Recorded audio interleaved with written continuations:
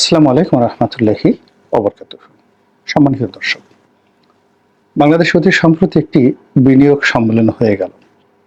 সম্মেলনের যে জাঁকজমক, পুরো সম্মেলনকে কেন্দ্র করে যে প্রচার এবং প্রোপাগান্ডা, সম্মেলনের উপস্থাপনা, সব কিছু যদি আপনি একত্র করেন, যারা আমজনতা তারা মনে করবেন যে বাংলাদেশ খুব দ্রুত আগামী ১ বছরের মধ্যে অর্থনৈতিকভাবে এরকম একটা দেশ হতে যাচ্ছে যা কিনা কম্বোডিয়া বা মালয়েশিয়াকে ছাড়িয়ে যাবে, ভিয়েতনামকে ছাড়িয়ে যাবে।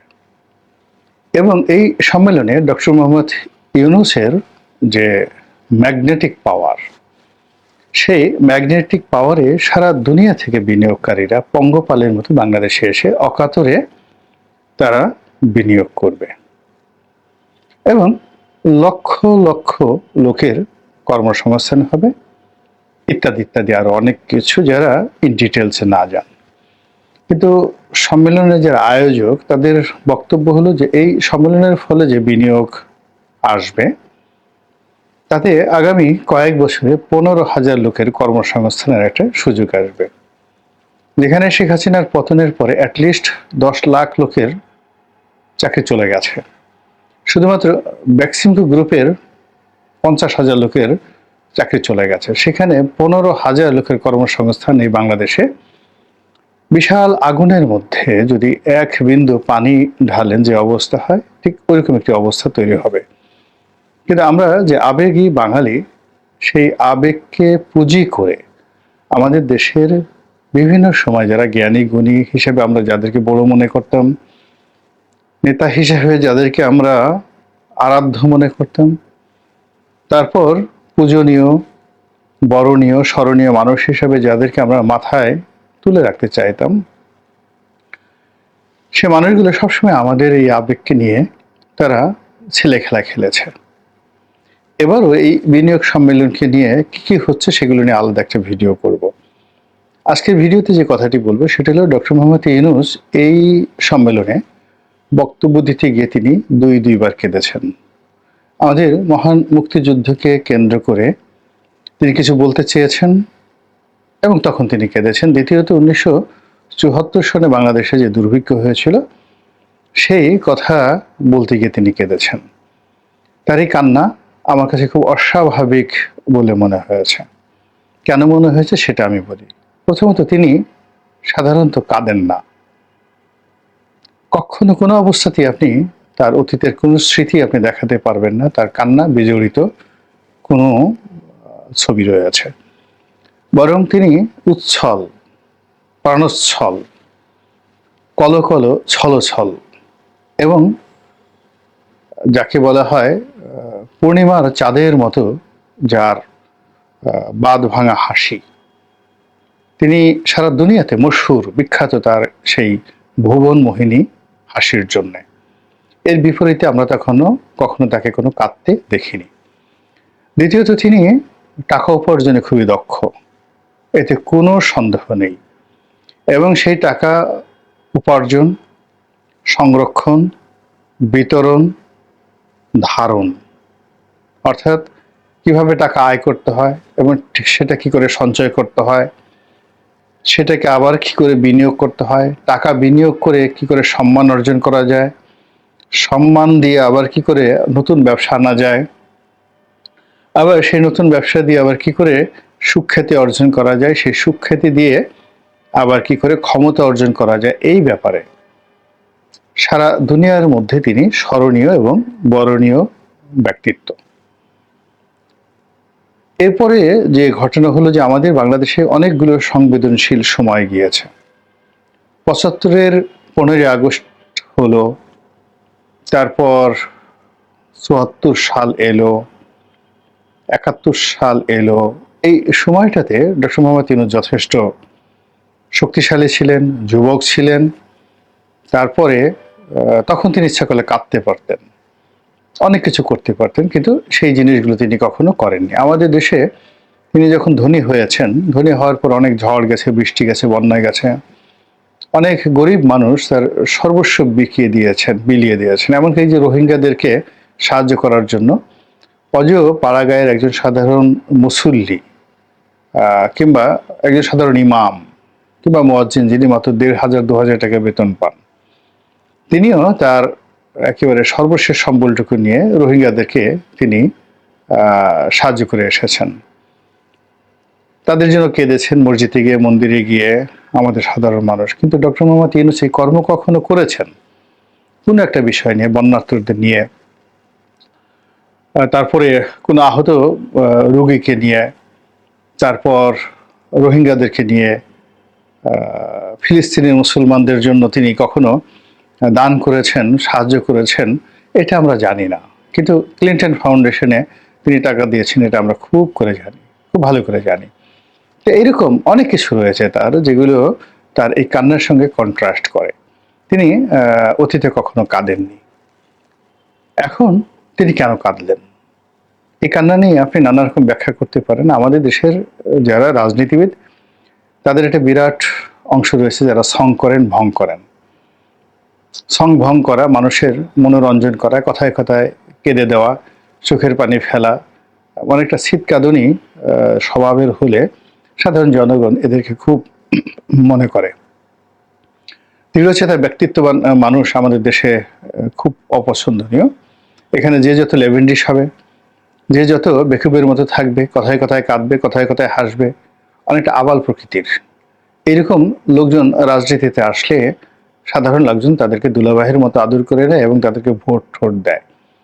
কিন্তু আপনি খুব ব্যক্তিত্ববান একদম রোনাল্ড রিগানের মতো ব্যক্তিত্ববান লোকজন নিয়ে আসবেন, আমাদের দেশে এগুলো খাবে না।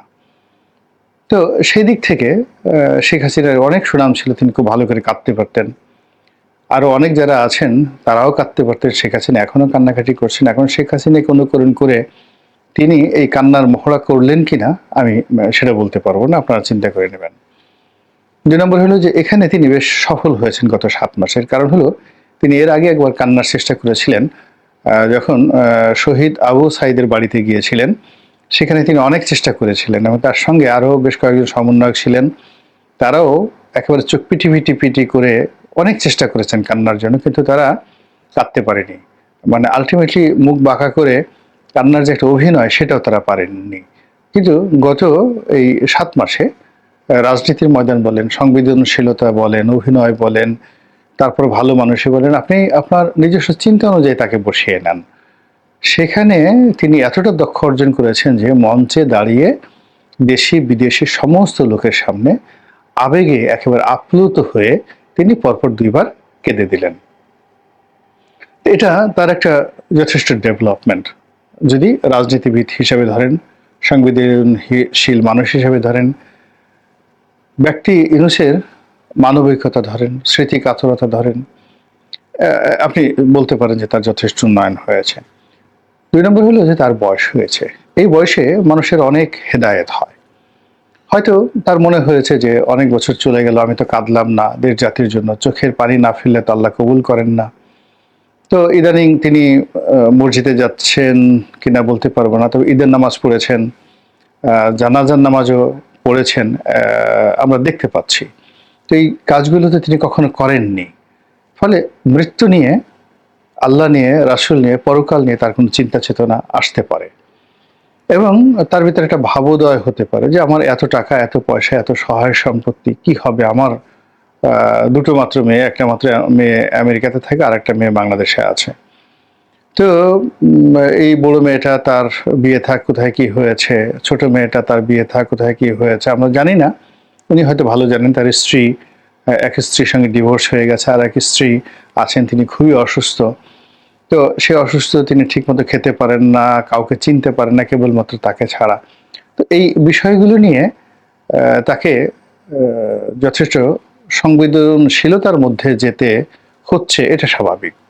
তো এইগুলো নিয়ে যখন তিনি চিন্তা করেন, তারপরে তিনি আখিরাত নিয়ে চিন্তা করেন, তখন তার মধ্যে একটা কান্নার একটা ভাব চলে আসতে পারে। তৃতীয় যে বিষয়টি, সেটি হলো যখন মানুষ বয়স হয়ে যায়, বয়স হওয়ার পরে তাদের অনেকের একটা কান্নার রোগ চলে আসে, কথায় কথায় তারা কাঁদে। এটা খারাপ কিছু নয়, এটা অনেকেরই হয়। এমনকি দিলীপ কুমারের মতো, যাকে বলা হয় মেগা স্টার, ভারতে আমি, ভারতবর্ষে কেন, আমি দুনিয়ার ইতিহাসে আমি যাদেরকে দেখি একেবারে ওনার সে শুরু থেকে শেষ পর্যন্ত কি পোশাক, কি আশা, কি ব্যক্তিত্ব, কি কথা, সব মিলিয়ে দিলীপ কুমারের মতো এইরকম এক অনন্য পুরুষ আমি আর কাউকে দেখিনি। একদম মৃত্যুর পূর্বক্ষণ পর্যন্ত তার যে কটা সাক্ষাৎকার দেখেছি। কিন্তু সেই মানুষটিরও শেষ বয়সে দেখা গেল হঠাৎ করে কান্না রোগে পেয়ে বসলো। তিনি কিছু লিখে দিয়ে দিতেন, এই জন্য বাইরে তিনি সহজে বের হতেন না, আর এই সকল বিষয় নিয়ে তিনি পাবলিকলি অত মিটিং টিটিং করতেন না। তো এই বয়সের কারণে ডক্টর মোহাম্মদ ইউনূসের এই যে কান্নার যে রোগ, এটি পেল কিনা এটা আমি বলতে পারবো না। তবে এটি যদি হয় তাহলে রাষ্ট্র পরিচালনায় তার জন্য খুবই ক্ষতিকর হবে। তাকে সবাই জিম্মি করার চেষ্টা করবে এবং তার দুর্বলতার সুযোগ নেওয়ার চেষ্টা করবে। আরেকটি বিষয় তার কান্নার কারণ হতে পারে, সেটি হলো ভয়। ভয় হলো যে আমরা বাইরে থেকে অনেক কিছু দেখি, কিন্তু ভিতরের যে পরিবেশ এবং প্রকৃতি, এটি তিনি টের পাচ্ছেন, ভীষণ রকম তিনি টের পাচ্ছেন।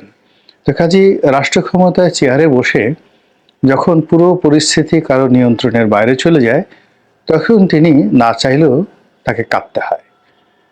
আপনারা লক্ষ্য করেছেন যে শেখ হাসিনা পতনের 4-5 দিন আগের থেকেই খুব ঘন ঘন কাঁদছিলেন। 4-5 দিন না, ঠিক মনে হয় মাসখানেক আগের থেকেই খুব ঘন ঘন কাঁদছিলেন। কথায় কথায় তার খুব কান্না পাচ্ছিল। আগস্ট মাস তিনি পুরোটা কেঁদেছেন, মেট্রো রেলের জন্য তিনি কেঁদেছেন।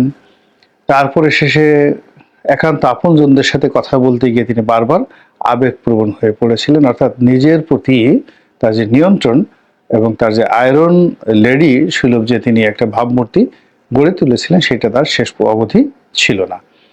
তো এটা হয় হলো যে যখন মানুষের উপর প্রকৃতির বদনজর পড়ে, তখন দুনিয়ার কোনো মানুষ জানুক বা না জানুক সে কিন্তু জানতে পারে।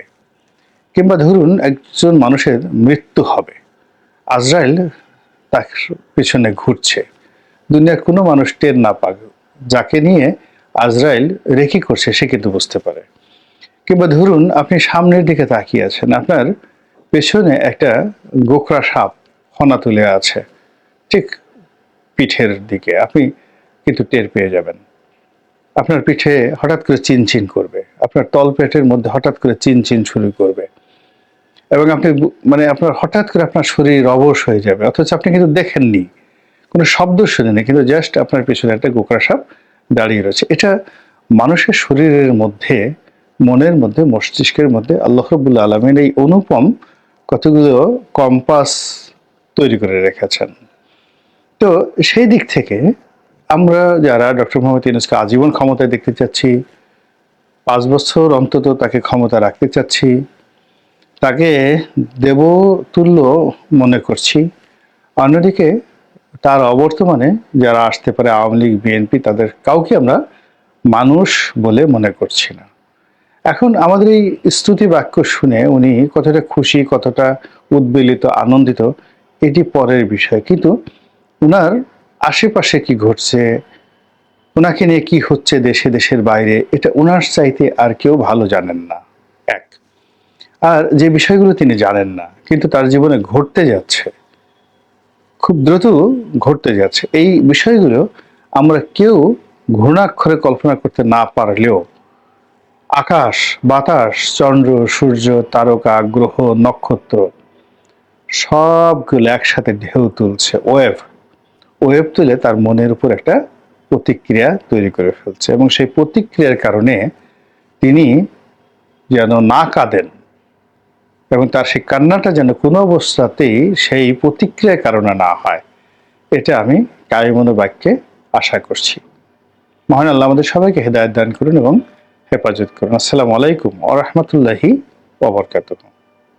আসসালামু আলাইকুম। জি, কথা বললেন গোলাম মাওলা রনি, সাবেক সংসদ সদস্য, লেখক এবং জার্নালিস্ট। খুবই গুরুত্বপূর্ণ আলোচনা করলেন। দর্শক কেমন লাগলো অবশ্যই কমেন্টে জানাবেন। সবাই ভালো থাকবেন, সুস্থ থাকবেন। ভিডিওটি শেষ করছি। আসসালামু আলাইকুম।